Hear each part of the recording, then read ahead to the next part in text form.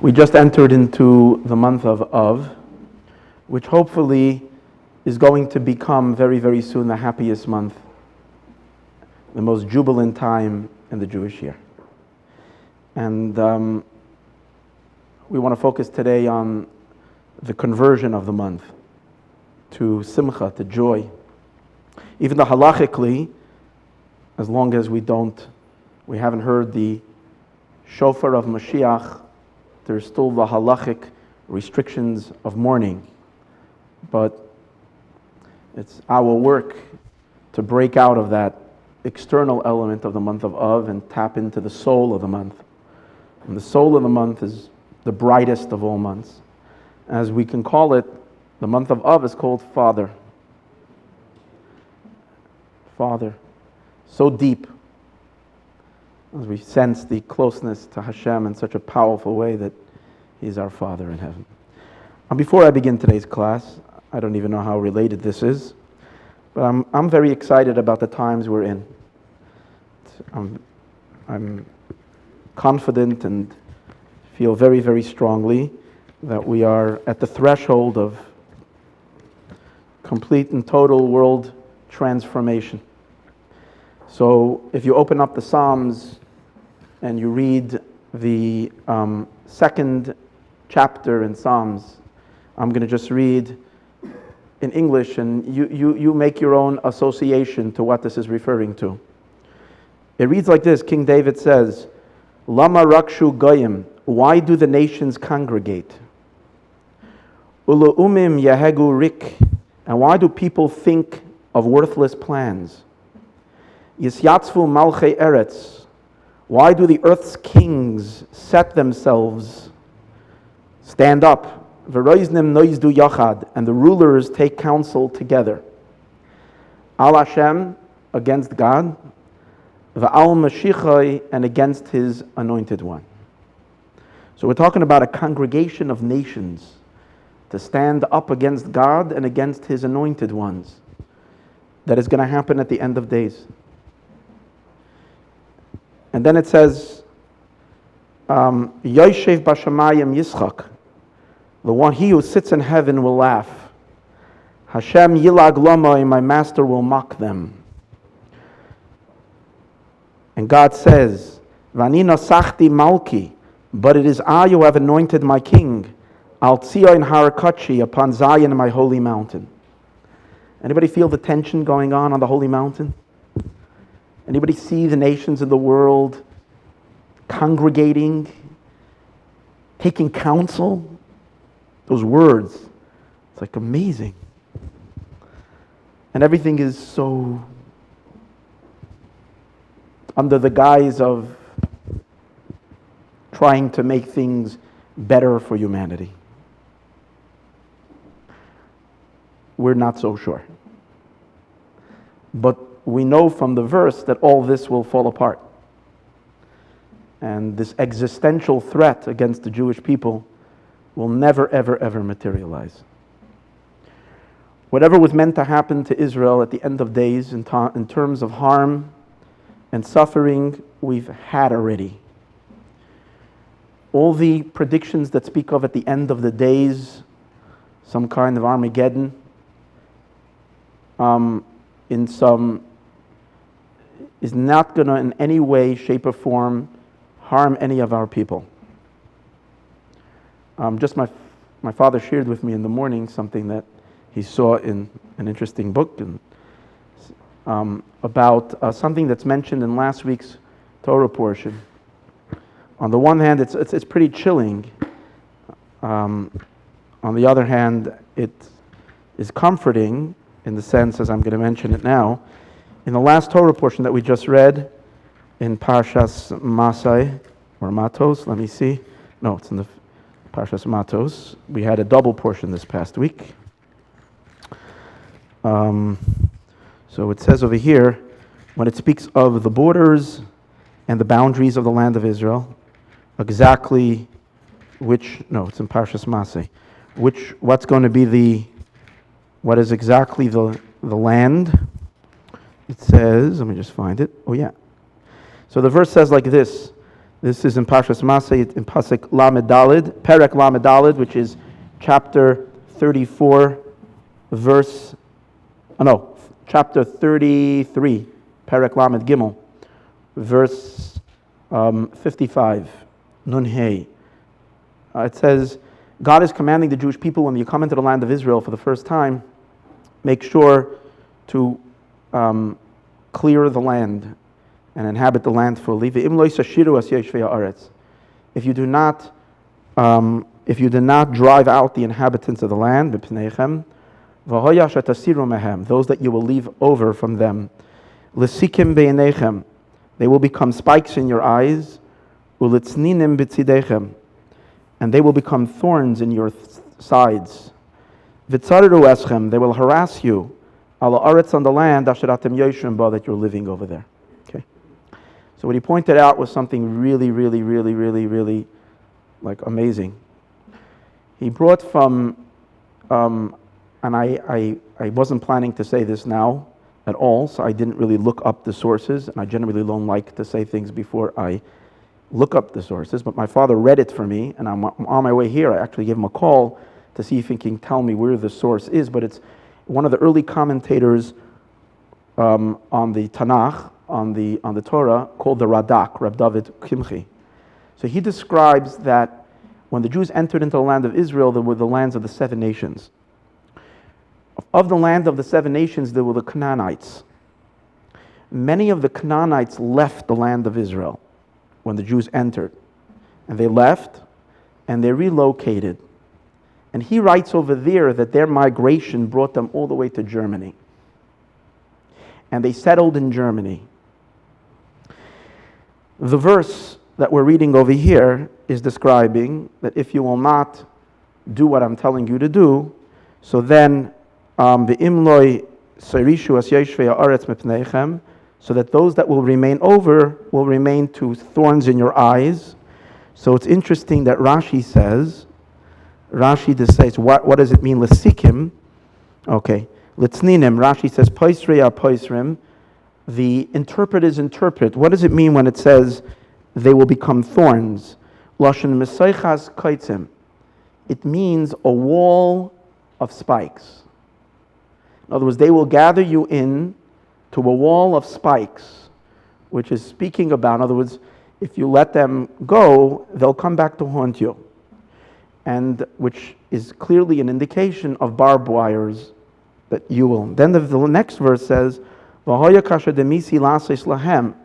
which I had intended that should happen to them, asalochem will happen to you, which is a total annihilation. So this. Now the frightening thing is that if you take the gematria from the first letter of every of these words in this verse, v'haya, that which I thought to make to them, I will do to you, the gematria of it comes out 5,699, which is the Hebrew calendar year of 1939, which is the exact year of when the Holocaust began. So it's speaking about the Canaanites people that you will not, if you will not do what you need to do, so they in the end will come back and do to you what was supposed to be done. So therefore, it describes this. So we've gone through already whatever negativity the Jewish people had to go through. This the Torah had already predicted back then. It's very accurate. If you count the first letter of each of those words, brings you to the numeric value of the exact year of when we've had our worst catastrophe happen to Israel and to the Jewish people. Anything negative that has been upon us, we've already taken care of. We've been purified. The Jewish people are ready to go back completely to the land of Israel, to take back the Temple Mount, to rebuild the Beis HaMikdash. God will come down and dwell within us forever and ever, and that light will shine to all the nations, and there will be great blessings for the entire world. That's what we expect to happen, literally, momentarily. Going back to the month of Av that I mentioned earlier, in which is a month full of catastrophes, full of terrible things that happen to the Jewish people, the question is, why would this month be called Av? Which Av means father. Father represents compassion, kindness, and goodness. How can it be that such a negative month is called Av, which is indicative of such, which we associate with such tragedy? The first temple was destroyed, second temple was destroyed, the Jews, the expulsion of Spain, First World War, these all things happened, broke out on Tisha B'Av. And then we know that the First World War led into the Second World War, so the darkest time in history. So Av has like been a horrible month of bloodshed, of tears, of suffering. Why would that month be called Av, which is Father? Interesting, in the readings that we read last week, we read about the journeys of the Jewish people as they journeyed and they sojourned through the desert. And they go from place to place, from campment to camp, from place to place. And they traveled, and they came to rest, and they traveled again, and then they set up camp. It describes over there one of the first travels that they traveled when they went out of Egypt. It says that they came to a place called Mara. Okay, so as soon as they left Egypt, it says, "Vayelchu derech shloshes yamim." They went on a journey of 3 days. B'midbar Esam, in Midbar Esam, vayachanu b'Mara, and they camped in a place called Mara. Now over here it doesn't say what happened at Mara, but we read earlier in the book of Exodus, in Shemos, in Parshas Bishalach, it says when they came to Mara, they were very thirsty and they were looking for water.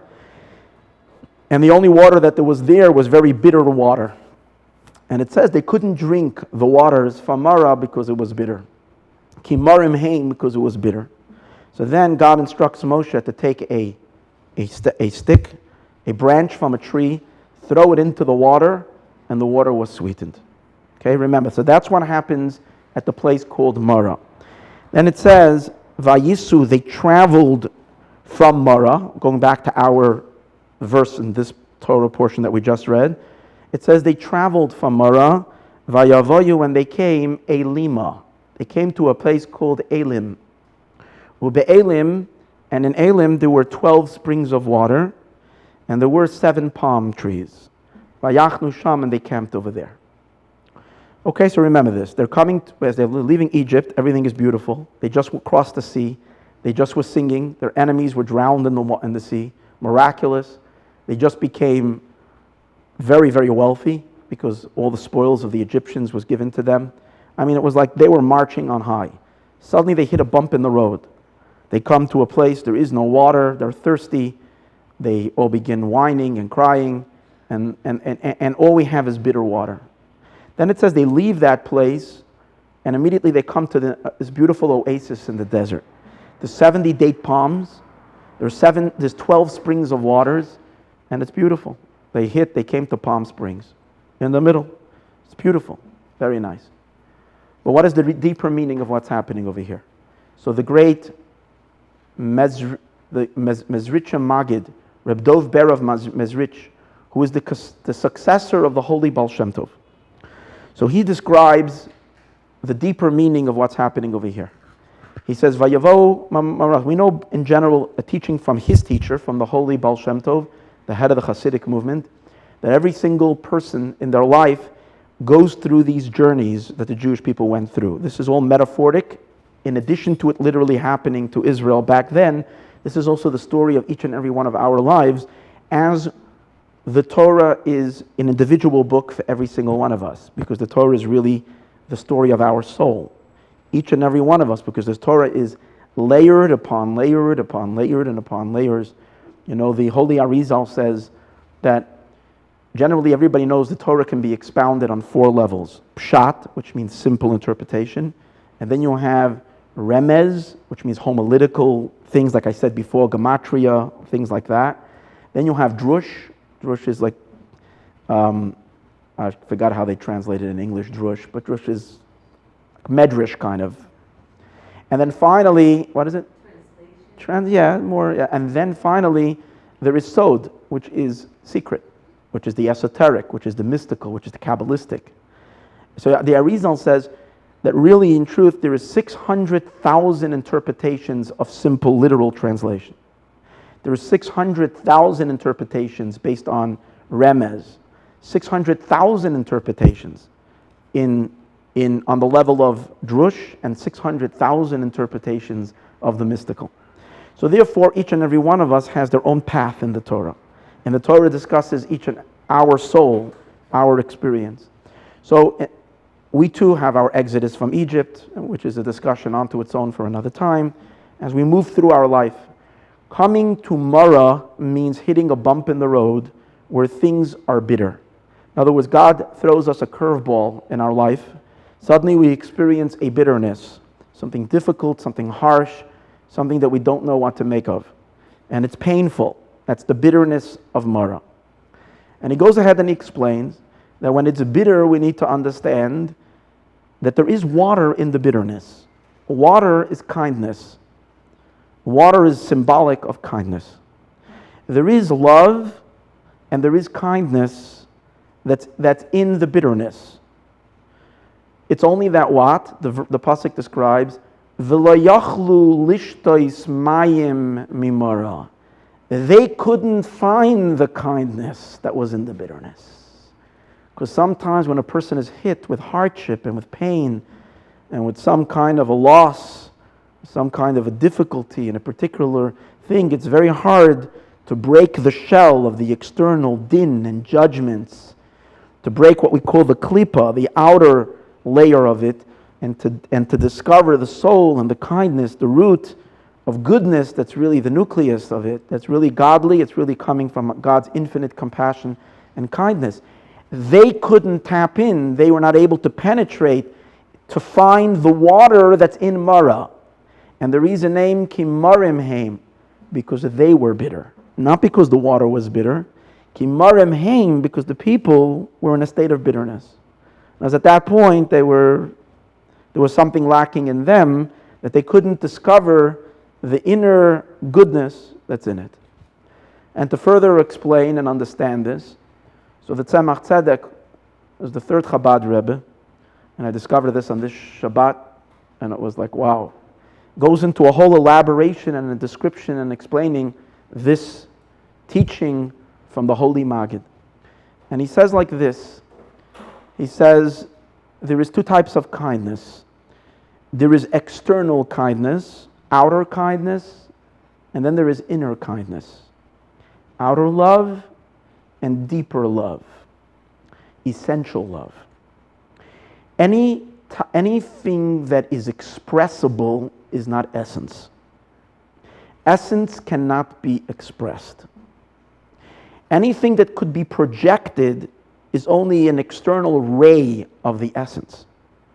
So the deepest essential love that, for instance, there is between parent and child is not expressed in a kiss, in a hug, in the showering of love that a mother showers upon her child. That's not where you find the essence. It can be very, very powerful. Of course, it's very, very important for the education and for the upbringing, and for every human being needs that love. But that is not the essence of the love, because the essence is not expressible. The essence is expressed in something that is countering the love, which is that in a rebuke from a parent to a child, when a parent is being harsh with the child, that's when the essence of the love comes out, as paradoxical as it looks, but that's the way it is. And he describes it as follows. A parent watches their child acting recklessly. A little child running outside and in the mud, or running in a dangerous place, and the child falls or almost falls or runs across the street in traffic, and the mother is beside herself, the father, whatever, grabs the child, and let's all admit to it, we as parents lose it. Okay? As much as we're going to go to all the classes about parenting and about complete control of mind, we lose it. And especially when a child is endangering themselves, serious danger. If there's ever a justification to give them a patch or some other kind of a serious punishment, it is at that moment. Now, of course, the most correct way to do it is when your anger subsides and you're able to do it from a complete mindfulness. That, of course, would be a person that has perfect control over their emotions. But we all know when we love our children so much and they touch us in the deepest part of our soul, that when they're endangering themselves and God, we see they're acting in an absolute stupidity.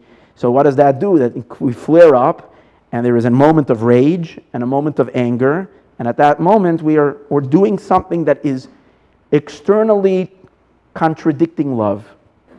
But internally, why do you care? You don't get so upset when it's your neighbor's child. You don't get so, you might be upset and go to your neighbor and say, your kid is acting recklessly, he's running around on the street, he's playing ball and the ball runs in the street, and I watched, he doesn't look this way or that way, just runs out to get the ball, right? You might be upset, but you don't run out and grab the kid and shake him up like that. You wouldn't do that. Why? Because it's not your kid, because the love isn't there. But when it's your own child, and you have the deepest love for the child, so the love causes you to act in a manner that is contrary to the love, which could be an expression of a rebuke, of harshness, of being very tough, what we might call tough love. But here's the thing, to do that to your child that you love, to cause them pain, goes contrary to you as a parent. The last thing you want for your child is pain. But yet now you're delivering something, you're bestowing pain on your child. How can you do that? Because you love them so much. And this is the essence of the love. The essence of the love comes out in a moment when you have to rebuke them, or you rebuke them. So even though externally it's full of judgments and full of harshness, the internal element is the deepest love that a parent has for a child.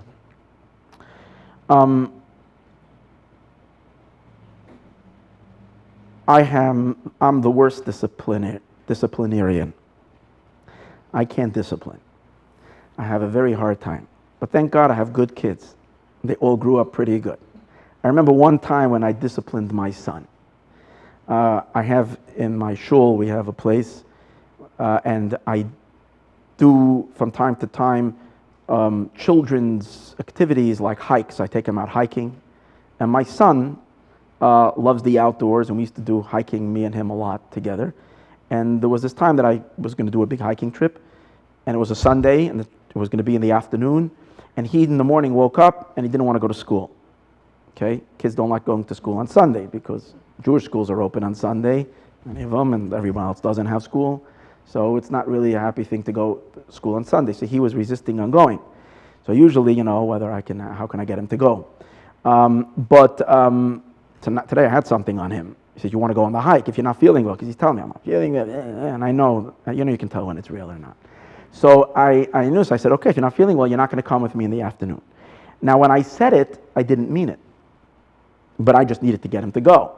But he was stubborn and refusing, and he didn't go. But now I was stuck because I couldn't go back on my word. I told him explicitly that he's not going. So this was like in the morning. By the time 4 o'clock in the afternoon, I'm not feeling anymore the urge of him going to school. But at the same time, I would want so much that he should come on this trip. But I know that I can't let him come on this trip. So it's interesting, he calls me from the house, it must have been like 10 or 11, and say, Tasso, am I coming? And he's a good kid. He's not like a problem kid. I have other ones that are pretty, this one is not a challenge at all. He's like sweet as sweet. And my heart was going out. And my wife, of course, as a mother, was saying, take him! Okay, you know what, you'll find. But I had to put my foot down. And I remember the pain I felt in seeing that through and telling him, no, you can't come. And you're not coming. And I knew that, it was so difficult for him. It was really hard. And I knew how much it hurts him. I was a total rejection. And he stayed home, and my heart was bleeding. I literally was crying in the inside that I couldn't take him. But there was pain. But I realized then that the depth of the love that I had for my child was felt by me only and precisely at the moment of harshness, not at the moment of all the other nice things I was doing for him. Then I'm not in touch with the depth of how much I really love my son. But it wasn't that difficult moment when I needed to rebuke, and I hated, and it was against my nature, and going against every aspect of what I would want to do, but yet this is what is needed for him to know, for him to be a mensch. So this is what it required. So the moment of the sting, that's called the love of the father. See, there is the love of the mother, and then there is the love of the father. The sages say, not the sages, Mishlei, King Solomon says, Choysech shiftoi, the one who holds back his staff. Now, staff doesn't have to mean a rod and a stick. It means the one who does not have any tough love, but one who only is giving and thereby spoiling their children and giving them whatever they want. Then Sainei Benai is someone who dislikes his child. But that's more the masculine element of the love. The mother is different, because a mother has a softer side to her, and she doesn't necessarily have that. Now, I'm not saying this always as a rule. Of course, sometimes the mother is the tough one and the father is the soft one. That always happens. In general, however, in the Torah, it says that God tells us very strongly to honor our father and to respect our mother. And Rashi says the reason is because a father will usually be tougher on the child. That's why it's easier to respect the father.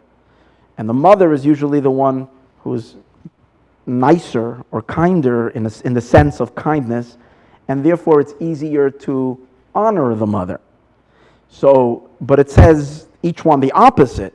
But that's telling you that there is a difference between father's love, which can express itself in harshness, and mother's love, which is more soothing and always.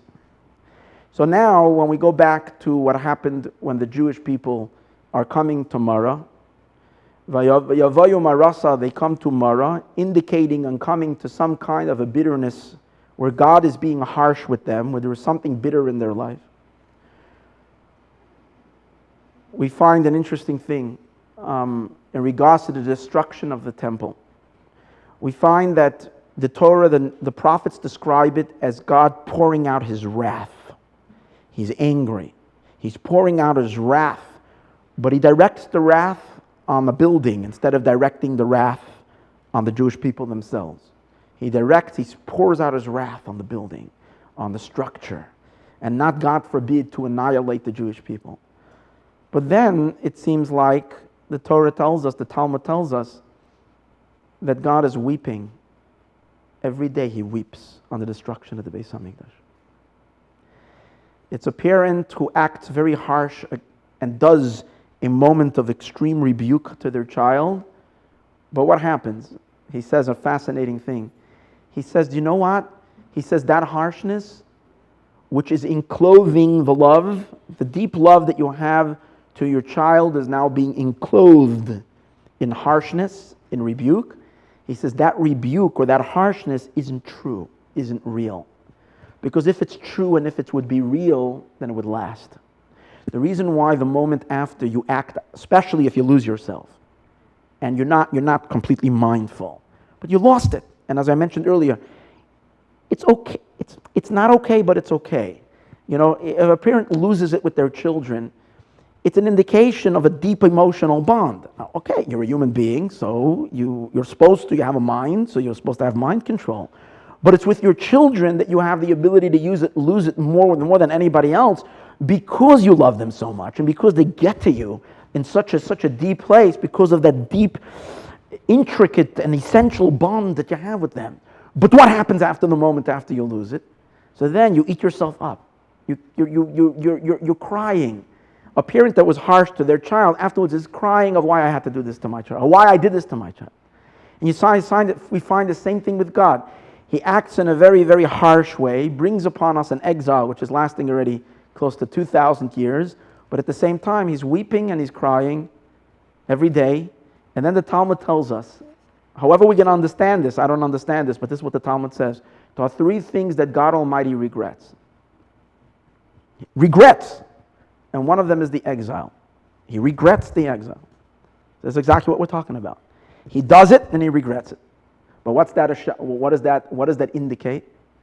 That is showing that the act that he was doing was deep, deep, deep love. The deepest love. And Kabbalistically, These two loves are called, one of them is called chesed, and the other one is called chesed shebechesed, kindness of kindness, and the other one is called chesed shebegvura, the kindness that is expressed through harshness. Okay, chesed. So there's an amazing thing. The lion, in Hebrew, you spell lion, aryeh. Aryeh is the word that is lion. Lion is the exact gematria, not meaning the numeric value of the word aryeh is the numeric value of gevura. Gevura means harshness. You look at a lion, you see like, whoa. The lion is expressing a fierce being. Gevura, intensity, harshness, discipline, gevura. But yet, if we read about the divine chariot, so there are four angelic beasts, look like animals. And on the right side is the face of the lion. And we know that the right side is kindness, and the left side is harshness.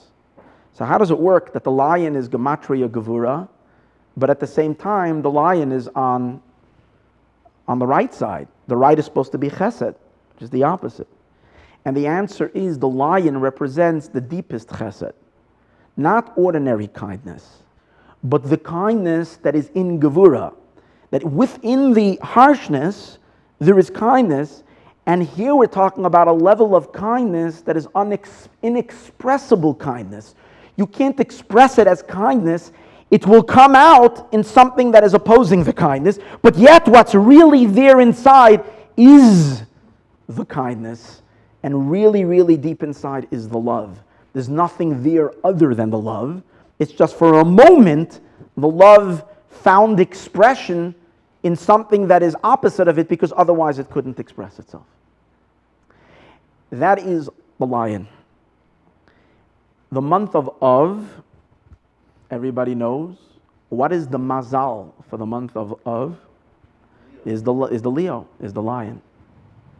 Because the month of Av is just kindness. It's father. But it's chesed shebegvura. It's kindness that is in gevura, which means it's deeper kindness. So going back to the verse we said before, Vayavayu marasa, they came to Mara, and they couldn't drink the water, because a lot of times when we're experiencing something like this, a child, when they experience the harshness of their father's rebuke, sometimes feel that my father dislikes me, or he hates me, or why is he doing this to me? He's being cruel. But in truth, once the child gets a little wiser and understands that this was a moment, this was necessary, and that it was really coming from a deep love of my father. So that's why it says in the next verse, they left Mara, vayisu mimara, they went away from the bitterness, vayevayu, and they came elima, to Elim. Now the word elima is the same letters as the name Elokim. Elokim means harshness. Elokim is the name of God, because we know that there's two names of Hashem. The tetragrammaton, the Yud Kei Vav Kei, is the name of kindness, open kindness, compassion, and love. The name of Elokim is the name of judgment, and harshness, and discipline.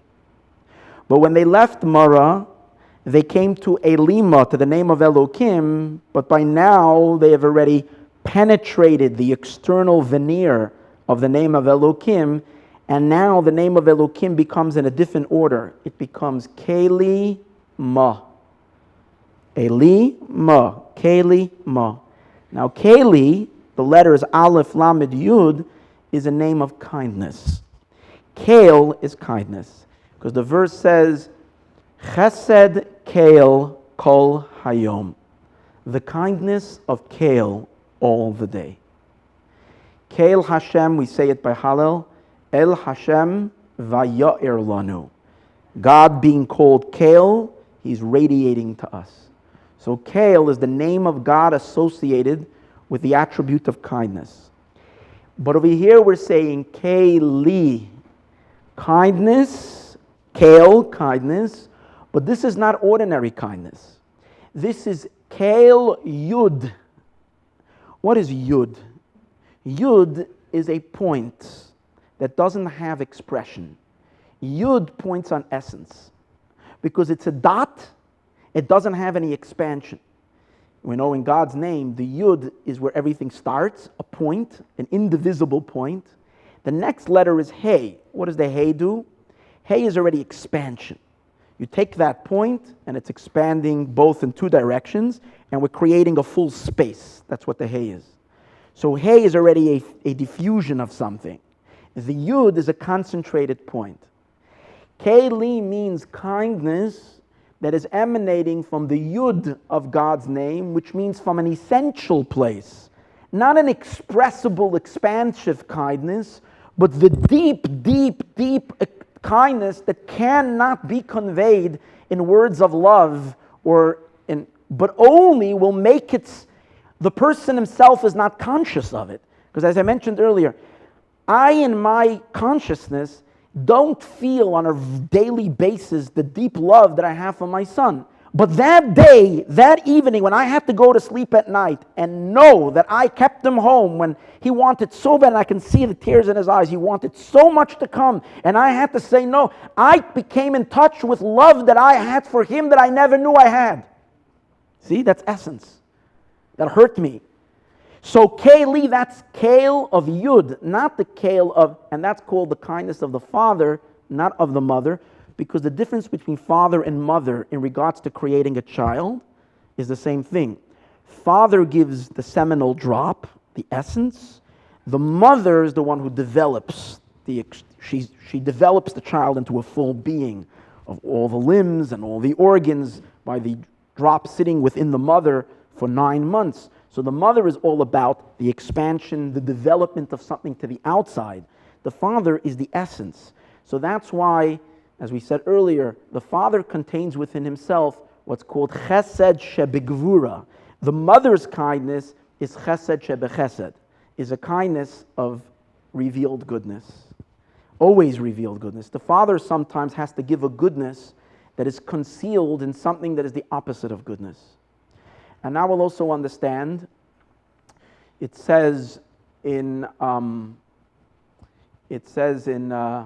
Kabbalistic writing from Rabbi Nechunya ben Akana from Sefer HaBohir, which is one of the early writings of Kabbalah, even before the book of the Zohar. It says over there a certain formula. It says that Mayim, water, Hara became pregnant, V'yolad, and it gave birth, Afela, to darkness. Water became pregnant and gave birth to darkness. What does that mean? Water is kindness.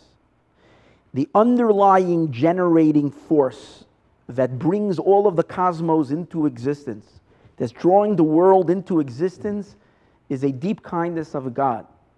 Now, there is the kindness that emanates and flows, and it comes in a very direct way, without obstacles, and that's one kind of kindness. But then there is the water that produces choshech, it produces darkness, afela.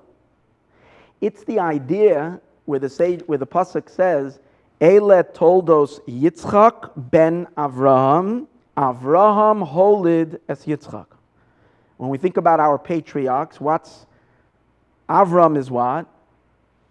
Avram is kindness, and Yitzchak is judgment. Avram holid es Yitzchak means that the birth of Yitzchak, the coming into being of Yitzchak, is only emanating really from where? From the deepest kindness of Avram's soul.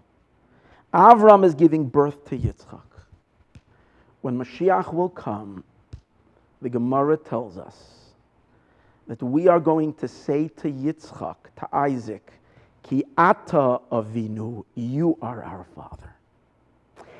As much as we're going to appreciate Avram, and we're going to appreciate Yaakov Avinu, in the days of Mashiach, that's when we're going to find our deepest connection from all our fathers to Isaac, to Yitzchak. Because we're going to see that embedded in the harshness of Yitzchak is really the deepest kindness of Avram that was never expressed in Avram. It only found expression in Yitzchak, in that which was the opposite. So the Midrash tells us, there's a verse in the Echa, Lamentations, that we're going to say, hopefully we won't say, we're going to sing it this year with musical instruments. We're going to dance Echa. In the Echa it says like this, Hizbiani b'merorim, you have filled me, you have filled me with bitterness. Hizbiani b'merorim, you have filled me with bitterness. Hirvani, you have satiated me. Balana, which is a bitter herb. And we're going to exile, and Yirmiyahu Hanavi, right, is lamenting and crying and weeping and saying, you have God, what have you done to us? You have filled us with bitterness, and you have satiated us with this bitter herb. So the Midrash makes a very shocking statement. Hizbiani b'merorim, you have filled me with bitterness, is referring to the first night of Passover. We eat maror on the first night of Passover. That's maror, bitterness. Hizbiani, you have, Hirvani, you have satiated us. Balana, with bitter herbs, that's the first night of Tisha B'Av. That's Tisha B'Av, the night of Tisha B'Av. And the Medrash goes and concludes, that which you gave me to eat on the first night of Pesach, which is the bitter marorim, the bitter herbs, that's what you're really giving me on Pesach, which is lana, which is this bitter type of herb. So what is really the connection? So we all know in our calendars, whichever day of the week the night of Passover comes out, you can know it's exactly the very same night that Tisha B'Av falls out. Tisha B'Av and Pesach always come out the exact same night. This year, Tisha B'Av comes out on Shabbos. The first night of Pesach was Friday night this past year. But we don't have Tisha B'Av Shabbos, so the fast we push off a Sunday, but technically it comes out. Because the calendar is that way that Tisha B'Av and Passover always come out at the same time. What was the time in history that God showed His love for the Jewish people, for Israel, more than any other moment in history? It was in the night of Pesach, in which we experienced the biggest miracles. And when God Himself didn't send, as we say in the Agadah, didn't send an angel, didn't send an emissary, didn't send anybody. Marani ba'atzmi, Hashem says, I myself descended to each and every one of you to take you out from the miserable exile that you were in. But as great as the first night of Pesach is, that's chesed shebe chesed. That's the kindness of kindness. And therefore, it doesn't really show the deepest love that God has for the Jewish people. We only got to know the inner essence of that love when Tisha B'Av comes out. That's why they come out on the same night. Because it tells us that what is really Tisha B'Av, it's really the kindness of the first night of Pesach. It's just that in the positive expression, it can't express itself, so it comes out in the negative. But that's only, as we said earlier, in order to be able to express the inexpressible. But once it was done already, then eventually the outer external garment falls away. And what are you left with? You're left with the appreciation of the deeper love that was hidden within the harshness. So when Mashiach will come, what is going to be the happiest time of the year? Not Pesach, not Shavuot, and not even Sukkot. The happiest time of the year is going to be Tisha B'Av, and these 9 days. As it says in the verse, it says, Az tismach besula. It's also a pasuk in Yirmiyahu. Az tismach besula b'machol. The girl then, in the future, the girl will dance in a dance. She will rejoice in a dance. And the verse continues, V'hafachti, and I will flip over, I will turn over, Evlam, your sadness, l'sasaynu l'simcha, to joy and to happiness.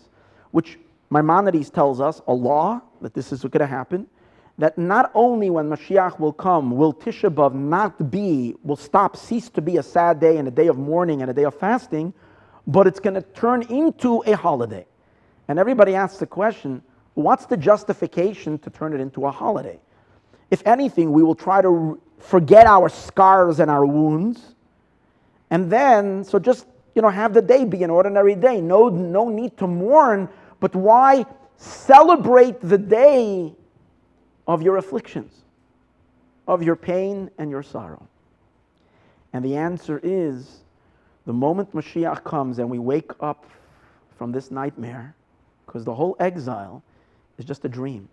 As it says, Hayinu b'shuv Hashem b'shuv Tzion, when God is going to return the exiles of Tzion, Hayinu kechomim, we're going to be waking up from a dream. And then what is going to happen?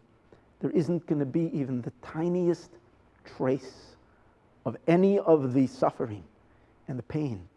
What's going to be left is only the appreciation of the deeper love that was there all along. Just it was encased. We couldn't appreciate it, as we said earlier, kimarim heim, because we are still bitter. But the moment we've gone through already our purification, which we've all done already, and when we get to the very end, the outer pain and all that falls away, the harshness falls away, and all we're left with is the deeper relationship that only comes from which God expressed to us through all the trials and tribulations that we've been through, both collectively and also individually. Because this applies to each and every one as an individual. And when we go through things in our lives that we just wonder why. The Lubavitcher Rebbe writes in a letter. To me, it's the most touching letter. He writes in a letter to the Israeli president. He's excusing himself. Why he can't, he finds it hard, he's good to refer to him as Nasi, which is president. He was very good friends with the president of Israel, Shazar. And he writes to him why he can't use, he's excusing himself, why he can't use the term Nasi, which means president. So the Rebbe writes, because Mashiach is going to be called the Nasi, the leader, a Nasi, the president. And he writes like this, he says, all my life, from when way back, miyoim holchi lecheder, from when I went to school. Okay, from when I started going to school, which is about, when do children go to school? 5 years old? From when I went to school. And v'oid kodem lezeh, even before this.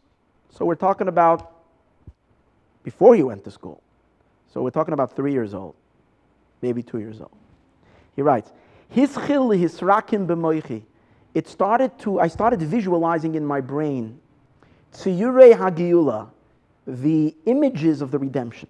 Now, that's what this little boy is thinking of when he's imagining the future redemption of the Jewish people. And exactly what it's going to look like. And in a manner, and what kind of a redemption?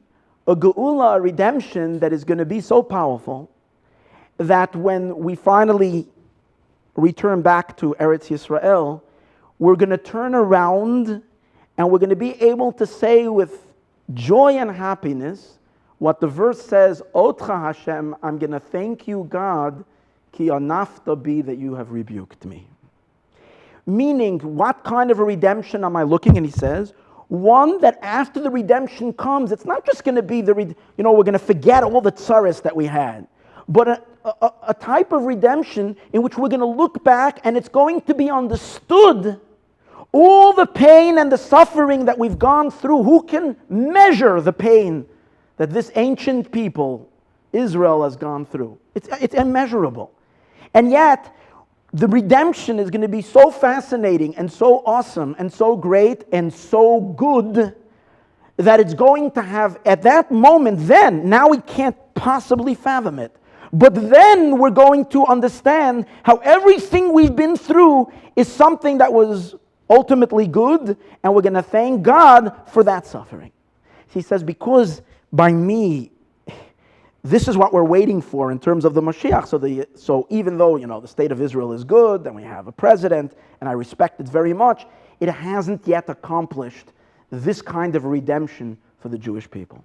So therefore I have a hard time. But what I'm pointing out today is just that idea, that the redemption has to be a redemption which will redeem every moment of exile. It's not like a new chapter. We have to go back into Tisha B'Av. We have to go back into the suffering and discover that embedded in the suffering is the deepest love.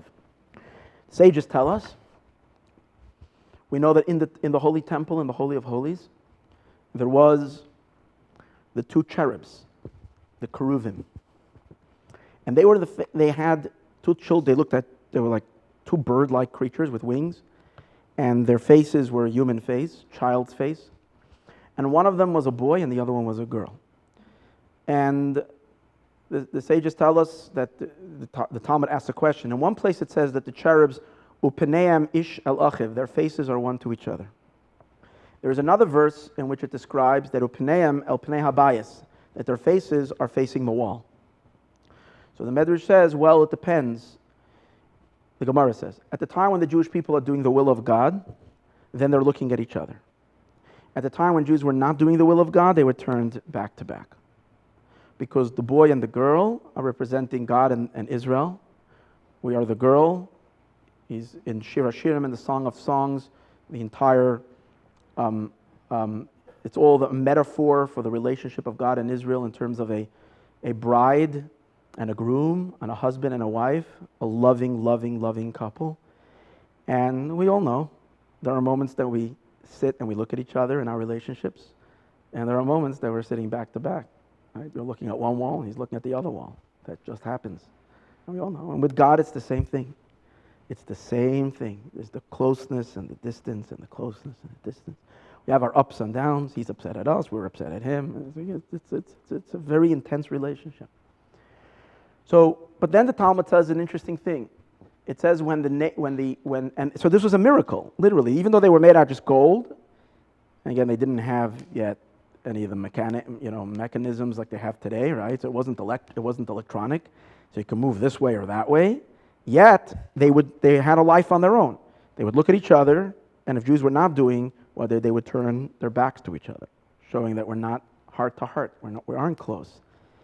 It says when the temple was destroyed, and the nations and the Gentile armies came into the holy temple, and they went into the Holy of Holies, they saw the two cheruvim, the two cherubs, in a deep embrace, holding each other. That's what they saw. And they were very taken by that. No, but they thought this is what the Jews worship. In other words, they saw it as a sexual something, and they said, this is like in the Holy of Holies, the holiest place to the Jewish people, look what's going on. So they went and they took it outside, and they were showing the world, look what's in the heads of the Jewish people all day long. This is what they're thinking about. This is like their holiest thing. A man and a woman in an embrace, in a sexual embrace. That was what they said. Obviously, they weren't getting that this is representing God and Israel, the deep embrace, the deep love, but everybody asked the question. If there is ever a moment that God is angry at the Jewish people, it was the moment when the moment when exile begins. It's like a husband and a wife had gotten into a big fight, and the husband storms out of the house. He's not coming back, right? He just kicks the door. He's out. And this is what it was like. It was like a moment where God left, and we were left vulnerable to everything that was. But yet, so why were then the cherubim in the deepest embrace? And the answer is chesed shebegvura.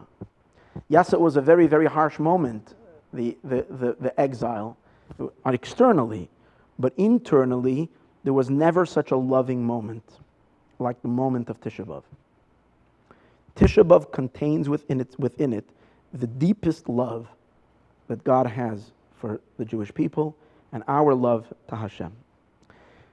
We can, it is our avoda, especially since we are privileged, we are extremely privileged to be living in the most awesome time in history. So now Tisha B'Av has already changed. It's not what it was. instead of mourning and weeping on Tisha B'Av, our focus has to be on rebuilding. In other words, we are supposed to study about the Holy Temple as much as we can. We're supposed to think about the rebuilding of the Beis HaMikdash. Because the outside of the external elements are falling away, and the pnimius, the internal part, is emerging, is revealing itself. May we merit very soon already to experience this beautiful Tisha B'Av. That it should be seen already, the deepest connection and the deepest love. Everyone should have a really, really happy, good month.